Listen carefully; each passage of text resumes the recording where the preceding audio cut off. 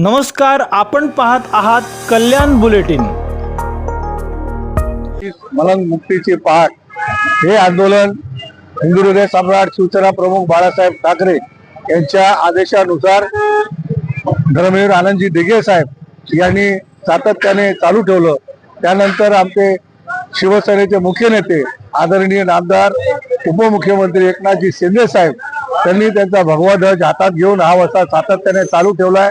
आज या ठिकाणी संपूर्ण महाराष्ट्रातून मलंग गडावरती दर्शनासाठी सर्व हिंदू भाविक शिवसेनेचे सर्व पदाधिकारी नगरसेवक या ठिकाणी आलेले आहेत आणि आमचे आदरणीय नामदार एकनाथजी शिंदे साहेब उपमुख्यमंत्री मुख्य नेते यांचे आगमन झाले। ते सुद्धा गडावर जाऊन आता दर्शन व आरती करणार आहेत।